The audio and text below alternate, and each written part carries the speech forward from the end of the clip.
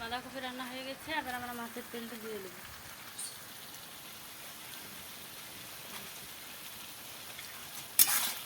ভালো করে আমরা একটু মিশিয়ে নিই। আজকে আমরা বাঁধাকপি দিয়ে মাছের তেল রান্না করে দেখাবো। সিদ্ধ দিয়ে দিই।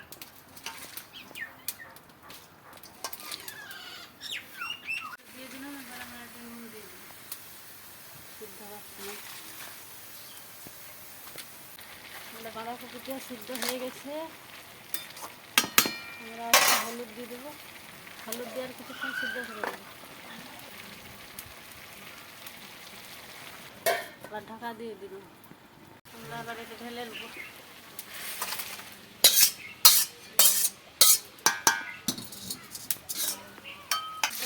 তেলটা ভেজে দিচ্ছি।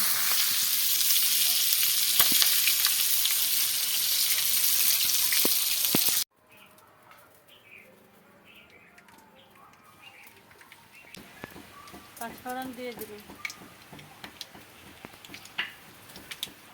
তেজপাতা, পেঁয়াজ রসুন আমার কাটা হয়ে গেছে আগেই। আর আমি পেঁয়াজ কুচি দিয়ে দিব।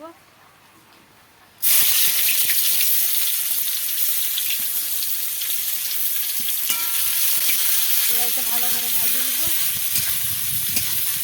রসুনটা দিয়ে দেবো, রসুন বাটা, আদা বাটা, কাঁচা লঙ্কা,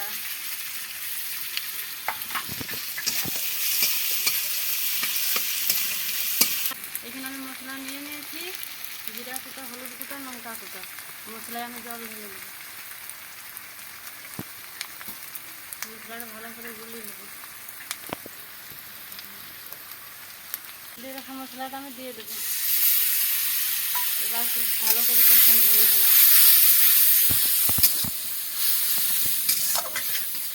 বিলাতি কুচিগুলো দিয়ে দেবো।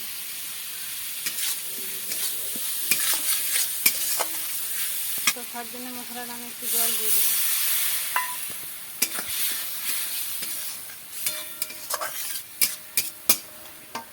আর আমি এটা একটু ঢাকা দিয়ে দেবো। আমি এবার ঢাকাটা তুলে নেব। মশলাটা আমাদের ভালোভাবে কষানো হয়ে গেছে।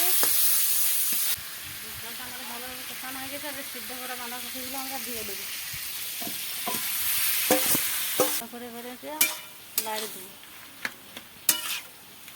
হয়েছে, ভালো করে আমাদের লাড়া হয়ে গেছে। এবার আমরা একটু ঢাকা দিয়ে দেবো 2 মিনিটের জন্য।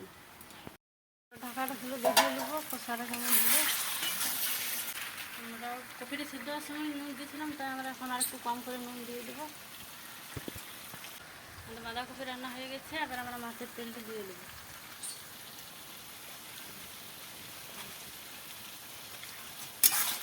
ভালো করে আমরা একটু মিশিয়ে নেব। ভালো করে মিশানো হয়ে গেছে বন্ধুরা, এবার এটা আমরা নামিয়ে নেব।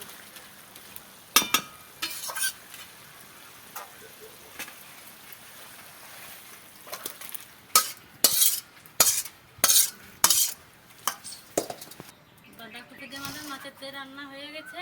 এরকম করে তোমরা রান্না করে খাবে। আর যদি আমাদের রান্নাটা ভালো লাগে, চ্যানেলটা সাবস্ক্রাইব আর ফলো করে দেবে।